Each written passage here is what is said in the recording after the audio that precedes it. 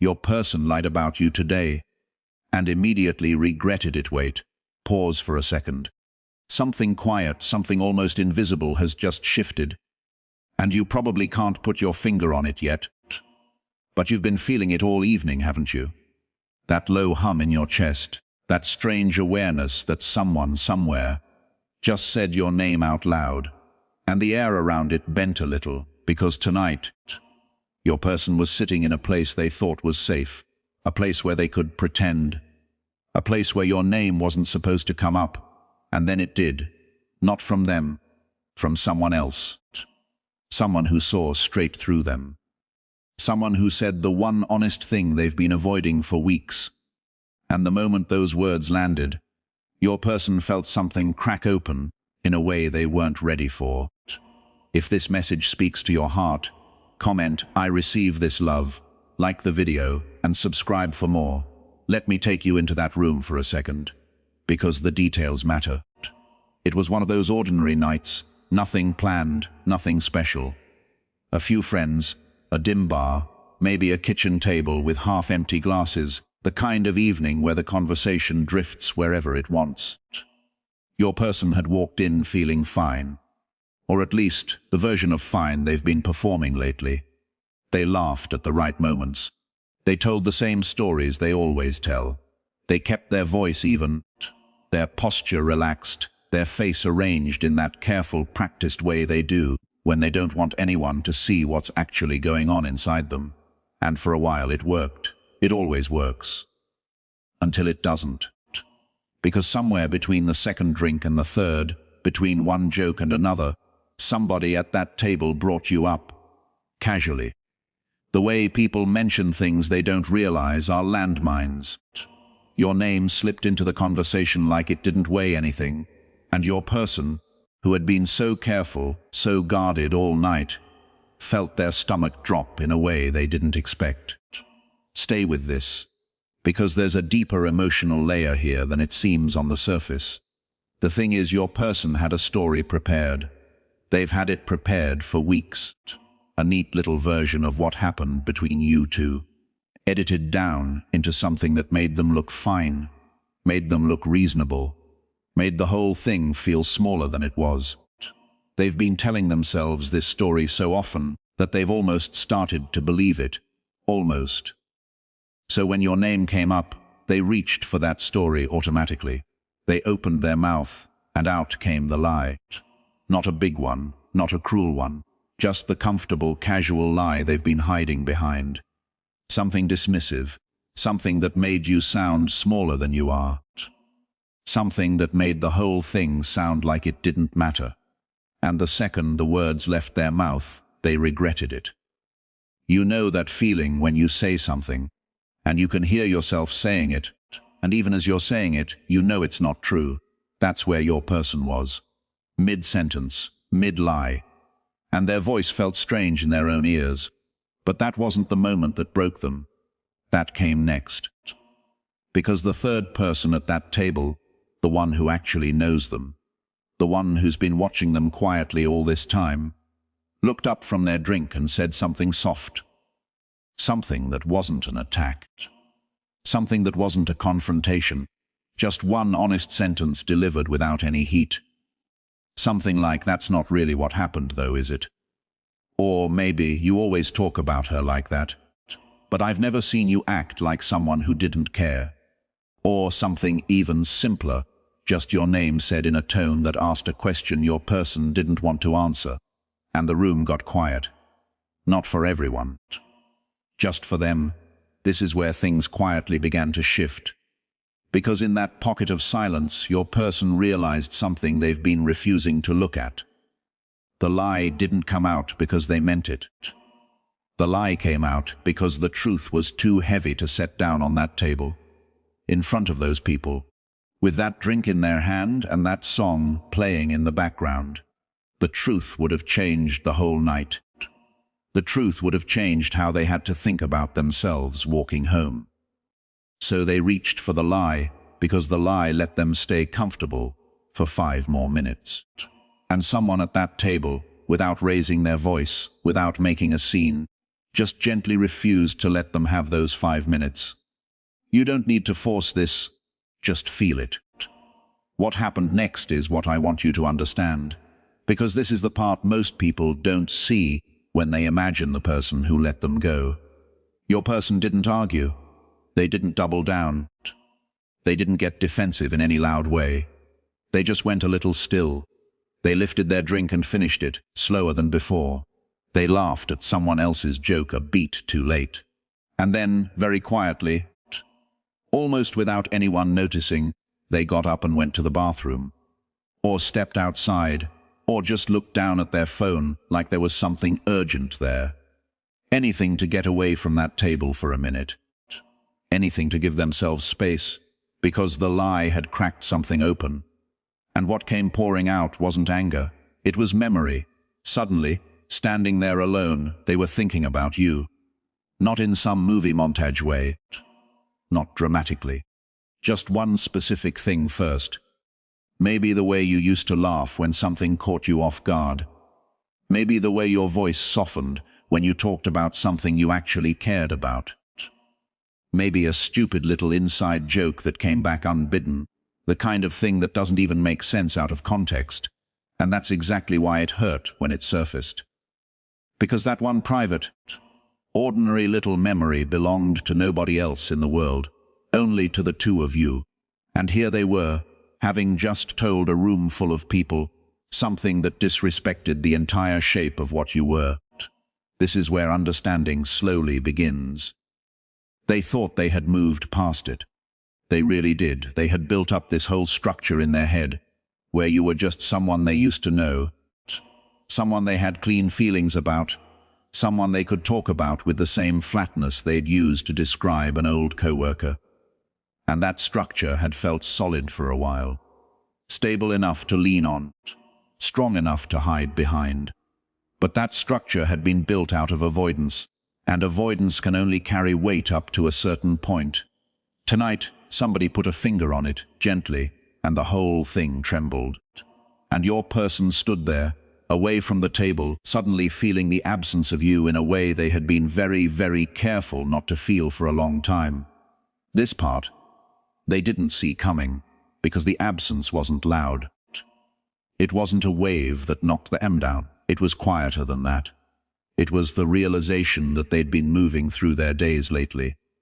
Like there was a small, persistent ache they had learned to ignore, the way you learn to ignore a sound your refrigerator makes, or a draft in the hallway, or the slight crookedness of a picture on the wall. You stop noticing it. You convince yourself it isn't there, and then one night somebody points at it, and suddenly you can't unhear it. Suddenly it's the only sound in the house. That's what your name was for them tonight. The sound they'd been pretending wasn't there, and so they went back to the table. They sat down, they smiled, they ordered another drink. But something in their face had changed, and the person who'd called them out earlier didn't push it any further. They didn't have to. The work was already happening underneath the skin. Stay with this, because what unfolds next isn't loud, but it matters more than you'd think. For the next hour or so, your person tried to stay present in the conversation. They really tried, but their attention kept drifting. Someone would say something funny, and they'd catch the tail end of the laughter without knowing what they'd missed. A song would come on, and they'd realize halfway through the chorus that they were just staring into the middle distance. Someone asked them a question twice before they registered it, and every time their mind drifted, it drifted back to the same place. To you, to something you said once, to a small, specific, useless memory that had no business taking up this much space in their head tonight. There was a moment, somewhere around the fourth drink, where they almost said your name themselves. Not to lie about you again, not to defend the earlier lie, just to say it quietly, the way you say a word you've been holding in your mouth for too long. They almost said, you know what, the thing I said earlier wasn't really fair. But the words got stuck somewhere between their chest and their throat, and the moment passed, and the not saying of it sat heavier on them than the saying would have. Maybe I let go too quickly. That thought arrived without permission. They didn't summon it. It just appeared, fully formed, in the middle of someone else's sentence. And they pushed it away the way you push away a thought you're not ready for. But thoughts like that don't really leave. They just go sit in the corner and wait. Why does this still feel unfinished? That one came next, a little later, on the walk to the car or the bus or the front door of wherever they were going next. The night was colder than they'd expected. They pulled their jacket tighter, and somewhere in the rhythm of their footsteps, they started having a conversation with themselves they hadn't allowed in weeks. About what actually happened between you two.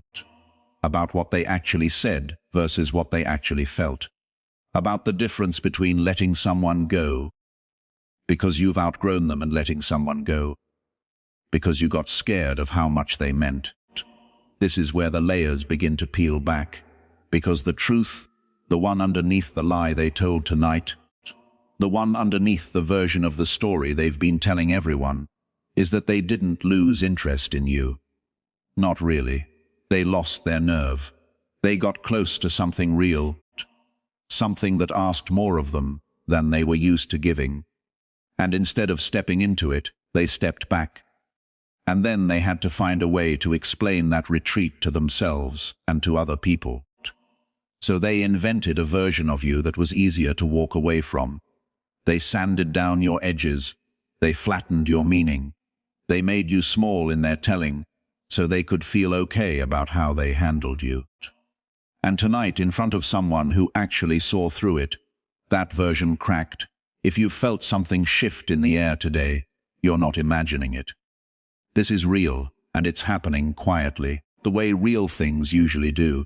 When they got home, the apartment felt different, not haunted, not heavy, just unusually quiet. In that way places get when you suddenly become aware of how alone you've been letting yourself feel. They didn't turn on the TV right away. They just sat down on the edge of the bed, or the couch, or the kitchen counter, and let the night settle around them. The drinks were starting to wear off in that soft, melancholic way drinks do when you're already feeling something. And in that softness, something they'd been holding very tightly began to loosen. They thought about the first time you really laughed in front of them. The kind of laugh that surprised even you. They thought about a small thing you did once that they never told you mattered. The way you remembered something they'd mentioned in passing, weeks earlier, and brought it up again like it was nothing, except it wasn't nothing, because nobody else had ever paid that kind of attention to them. They thought about a moment when you looked at them, and they felt seen in a way that genuinely scared them, and they realized only now, sitting alone in the dim, that fear had been driving most of what came after. Why did hearing her name from someone else hit like that? That was the question hanging in the room. They didn't have an answer yet. Or maybe they did, and they weren't ready to say it out loud, even to themselves. But the question itself was a kind of opening. The kind of opening that doesn't close back up easily. This is the part they're still trying to understand. Here's what I want you to know, because I think it'll help. People don't usually realize what they had in the moment. That's almost never how it works. People realize what they had in the silence after. In the small, unguarded second when your name comes up at a table they didn't expect, and their carefully constructed indifference doesn't hold. The myth of the clean exit always falls apart eventually. And tonight, for them, it fell apart faster than they were prepared for. Now, somewhere in the middle of all this, they thought about reaching out.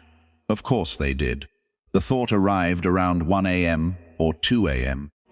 or whenever the part of the night came when the defenses are lowest and the truth is loudest.